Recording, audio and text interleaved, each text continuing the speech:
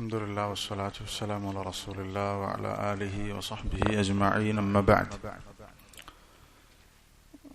റമദാനിന്റെ ഏറ്റവും അവസാനത്തെ ദിവസങ്ങളിലൂടെ കടന്നുപോകുന്ന ഈ സന്ദർഭത്തിൽ, റമദാനിനോട് വിട പറയുന്ന സന്ദർഭത്തിൽ നമ്മൾ ശ്രദ്ധിക്കേണ്ട ചില കാര്യങ്ങൾ പണ്ഡിതന്മാർ എടുത്തു പറഞ്ഞിട്ടുണ്ട്. അതിൽ ചില കാര്യങ്ങൾ ഇൻഷാ അല്ലാഹ് ഇന്നും നാളെയായിട്ട് പറയാം. ഒന്നാമത്തെ കാര്യം, റമദാനിന് നമ്മൾക്ക് എത്രയാണോ ബാക്കിയുള്ളത്, എത്ര കുറവാണെങ്കിലും, ഒരു ദിവസമാണെങ്കിലും ഒരു രാത്രിയാണെങ്കിലും അത് വളരെ പ്രധാനപ്പെട്ടതാണ്. അതിൻ്റെ ആ ഒരു കുറഞ്ഞ ദിവസം, ഒരു ദിവസമാണെങ്കിൽ ഒരു ദിവസം, 2-3 ദിവസമാണെങ്കിൽ എത്ര കുറവാണോ, എത്ര കുറച്ചാണെങ്കിലും ആ ദിവസത്തിന്റെ ഖദർ, അതിന്റെ പ്രാധാന്യം, വില മനസ്സിലാക്കുക എന്നുള്ളതാണ്. നമ്മുടെ മുമ്പിൽ 2-3-4 ദിവസങ്ങൾ ഇൻഷാ അല്ലാഹ് നോമ്പുണ്ടാകും. അത് ഏറ്റവും പ്രധാനപ്പെട്ട ദിവസങ്ങളാണ്. നമുക്ക് ലൈലത്തുൽ ഖദറിനെ പ്രതീക്ഷിച്ചുകൊണ്ടിരിക്കുന്ന സന്ദർഭമാണ്. ലൈലത്തുൽ ഖദർ നബി സല്ലല്ലാഹു അലൈഹി വസല്ലം പറഞ്ഞ ഹദീസിൽ കാണാം, റമദാനിലെ ഏറ്റവും അവസാനത്തെ രാത്രിയിലും ലൈലത്തുൽ ഖദർ സംഭവിക്കാം. റസൂൽ സല്ലല്ലാഹു അലൈഹി വസല്ലം പറഞ്ഞു, ഇൽതമിസു ലൈലത്തുൽ ഖദർ ആഖിറ ലൈലത്തി മിൻ റമദാൻ. റമദാനിന്റെ ഏറ്റവും അവസാനത്തെ രാത്രിയിൽ നിങ്ങൾ ലൈലത്തുൽ ഖദറിനെ അന്വേഷിക്കുക, പ്രതീക്ഷിക്കുക. അപ്പം അവസാനത്തെ രാത്രിയിലും അത് സംഭവിക്കാം. അപ്പോ ആ ഒരു ചിന്ത നമ്മൾക്ക് ഉണ്ടാകണം. അതുകൊണ്ട് ശേഷിക്കുന്ന ദിവസങ്ങൾ അവസാനം വരെയും അമലുകൾ ചെയ്യാൻ, അതിലൊരു ദിവസം പോലും അവസാനത്തേക്ക് നമ്മൾക്ക് മടിയോ അലസതയോ അലംഭാവമോ ഉണ്ടാകാൻ പാടില്ല. അതേപോലെ തന്നെ നമ്മൾ ചിന്തിക്കേണ്ട കാര്യമാണ്, റമദാനിന്റെ എല്ലാ രാത്രികളിലും നടക്കുന്ന ഒരു കാര്യമാണ് മലക്ക്, യാ ബാഗിയൽ ഖൈരി അഖ്ബിൽ, നന്മ ഉദ്ദേശിക്കുന്നവനെ നീ നന്മ ചെയ്യാൻ മുന്നോട്ട് വരണം. ഈ വിളിയാളം എല്ലാ രാത്രിയിലും സംഭവിക്കുന്നുണ്ട്. അത് റമദാനിന്റെ അവസാന രാത്രി വരെ ഉണ്ടാകും. നമ്മൾ മറന്നുപോകരുത്. ആ വിളിയാളം സംഭവിക്കുമ്പോൾ അതിന് ഉത്തരം കൊടുക്കണം. ആ സമയത്ത് അതിൽ നിന്ന് പിന്നോട്ടടിക്കുക എന്നുള്ളത് ശരിയല്ല. വയാബാഗിയ ശർരി അഖ്സിർ, തിന്മ ഉദ്ദേശിക്കുന്നവനെ തിന്മയിൽ നിന്ന് വിട്ടുനിൽക്കണം എന്ന വിളിയാളം ഉണ്ടാകുമ്പോൾ അതിന് അനുയോജ്യമായ രൂപത്തിൽ മറുപടി കൊടുക്കണം. തിന്മയിൽ നിന്ന് വിട്ടുനിൽക്കണം. യാ ബാഗിയൽ ഖൈരി അബ്ശിർ, നന്മ ഉദ്ദേശിക്കുന്നവനെ നീ സന്തോഷിക്കുക. അല്ലാഹുവിന്റെ റഹ്മത്ത് കൊണ്ട്, അള്ളാഹുവിന്റെ മഗ്ഫിറത്ത് കൊണ്ട് സന്തോഷിക്കുക എന്ന് പറയുമ്പോൾ അതിന് നല്ല രൂപത്തിൽ മറുപടി കൊടുക്കും. അത് എല്ലാ രാത്രിയിലും സംഭവിക്കുന്നുണ്ട്. ഏറ്റവും അവസാനം വരെ സംഭവിക്കുന്ന ഒരു പ്രവർത്തനമാണ്. അള്ളാഹു തആല മലക്കിന് അത് പറയാൻ നിശ്ചയിച്ചിരിക്കുന്നു. നമ്മൾ മറന്നുപോകരുത്. അവസാനം വരെ ഇതുണ്ടാകും. അതേപോലെ തന്നെ നമ്മൾ ചിന്തിക്കേണ്ട കാര്യമാണ്, വലില്ലാഹി ഉതഖാഉ മിനൻ നാർ വദാലിക ഫീ കുല്ലി ലൈല. റമദാനിന്റെ എല്ലാ രാത്രിയിലും സംഭവിക്കുന്ന കാര്യമാണ്. അല്ലാഹു തആല ഒരുപാട് ആളുകളെ നരകത്തിൽ നിന്ന് മോചിപ്പിക്കുന്നുണ്ട്. അതുകൊണ്ട് ഒരുപക്ഷെ ഇനിയുള്ള രാത്രിയിലായിരിക്കും നമ്മൾ അധ്വാനിച്ച് പ്രവർത്തിച്ചാൽ നമ്മുടെ നരകമോചനം അല്ലാഹു നിശ്ചയിച്ചിട്ടുണ്ടാകുക.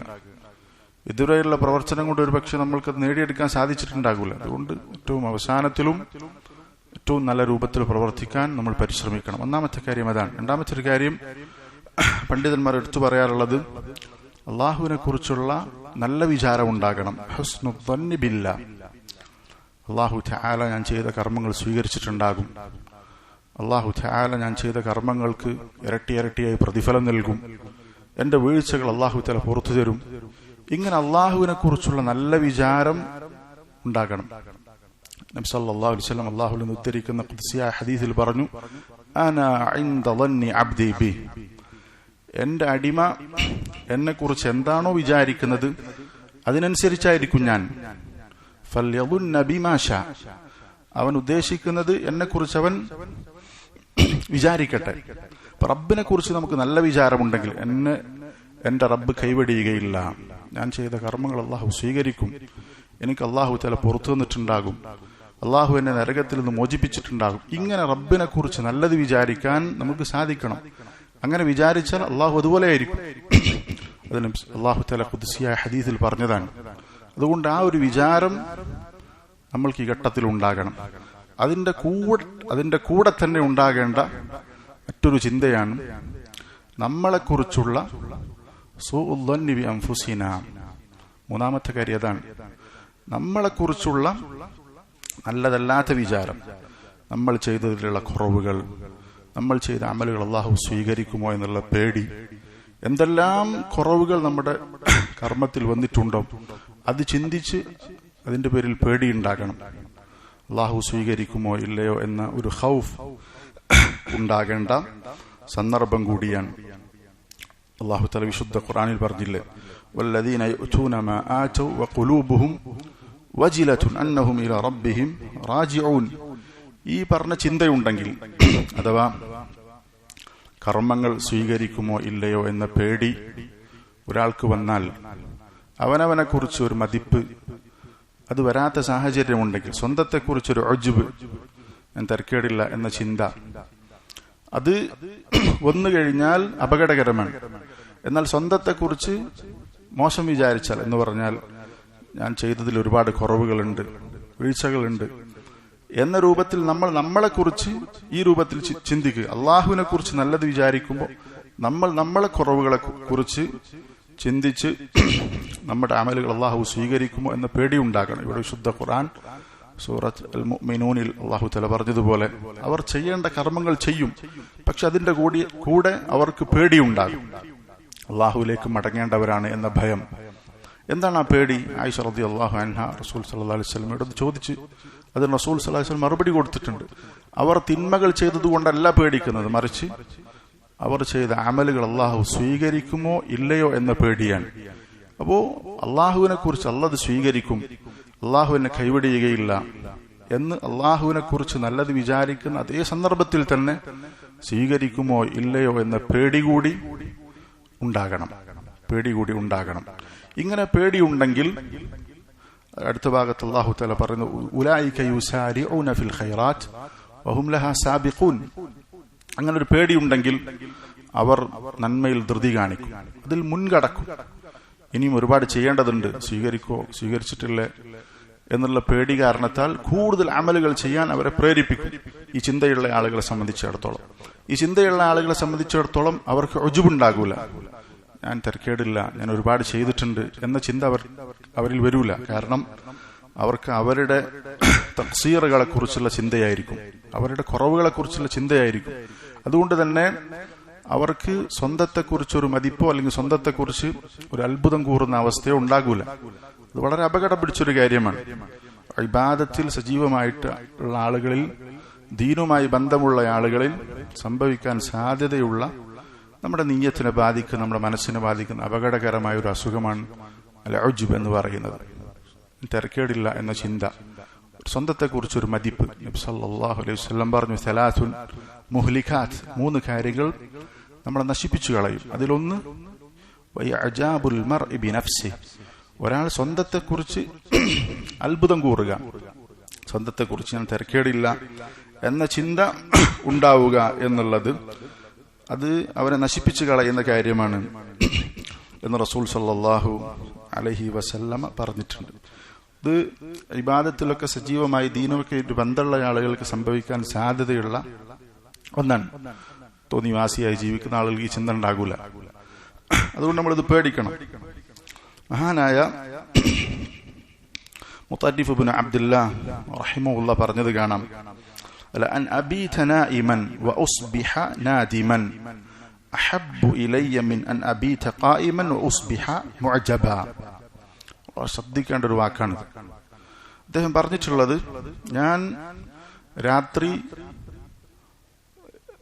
നിസ്കരിക്കാതെ ഉറങ്ങിപ്പോയി, എന്നിട്ട് രാവിലെ നിസ്കരിച്ചിട്ടില്ലല്ലോ എന്നതിന്റെ പേരിൽ ഖേദിക്കുക എന്നുള്ളതാണ്. രാത്രി നിസ്കരിക്കാൻ പറ്റിയില്ല, നിസ്കരിക്കാൻ പറ്റാത്തതിന്റെ പേരിൽ രാവിലെ അയാൾക്ക് സങ്കടമുണ്ട്.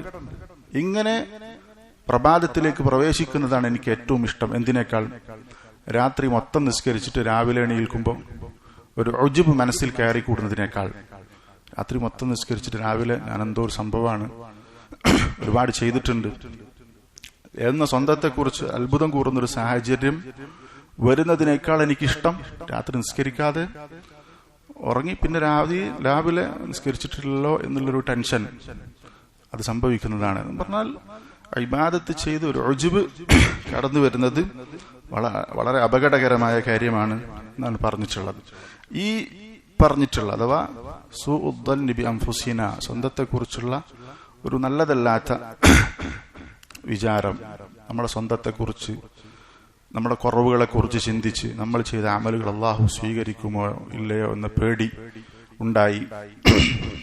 ഇങ്ങനെയുള്ള ആളുകളെ സംബന്ധിച്ചിടത്തോളം അവരിൽ നിന്ന് ഉണ്ടാകുന്ന പ്രധാനപ്പെട്ട ഒരു കാര്യമായിരിക്കും ഇസ്തിഗ്ഫാർ.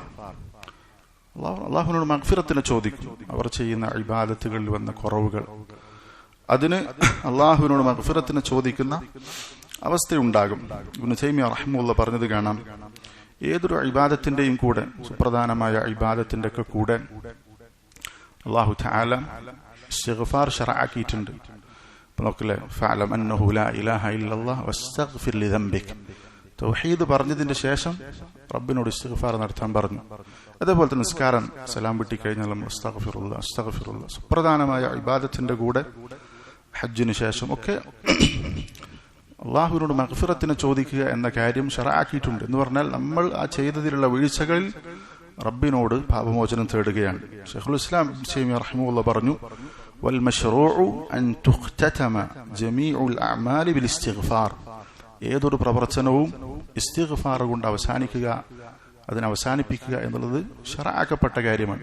ഒരു പ്രവർത്തനം ചെയ്തു കഴിഞ്ഞാൽ അസ്തഗ്ഫിറുല്ലാഹ്, അല്ലാഹുവേ പുറത്തു തരണേ, ഞാൻ ഈ ചെയ്തതിലുള്ള കുറവുകൾ പുറത്തു തരണമേ എന്ന് റബ്ബിനോട് ചോദിക്കുക, മഗ്ഫിറത്തിനെ ചോദിക്കുക. ഈ പറഞ്ഞ മൂന്നാമത്തെ കാര്യം, നമ്മൾ ചെയ്ത അമലുകൾ നമ്മളെക്കുറിച്ച് നമ്മൾക്കൊരു മതിപ്പ് വരുന്ന സാഹചര്യം ഇല്ലാതിരിക്കുക എന്നുള്ളത് പ്രധാനമാണ്. എന്ന് പറഞ്ഞാൽ ചെയ്തതിലുള്ള കുറവുകൾ ചിന്തിച്ചും ആലോചിച്ചും അള്ളാഹു സ്വീകരിക്കുമോ എന്നുള്ള പേടിയൊക്കെ ഉണ്ടാകേണ്ട ഒരു സന്ദർഭം കൂടിയാണ് ഈ സമയത്ത്. എന്ന് പറഞ്ഞാൽ റമദാനിന്റെ ഭൂരിഭാഗം അവസാനിച്ചു.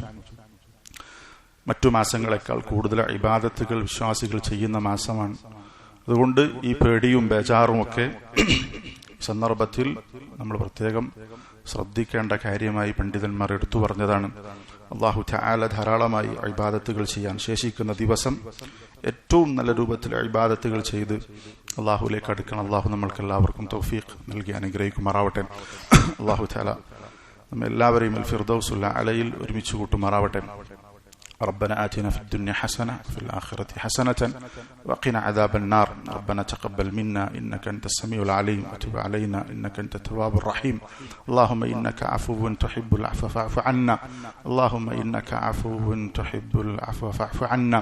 اللهم إنك عفو تحب العفو فاعف عنا. سبحانك اللهم وبحمدك أشهد أن لا إله إلا أنت أستغفرك وأتوب إليك.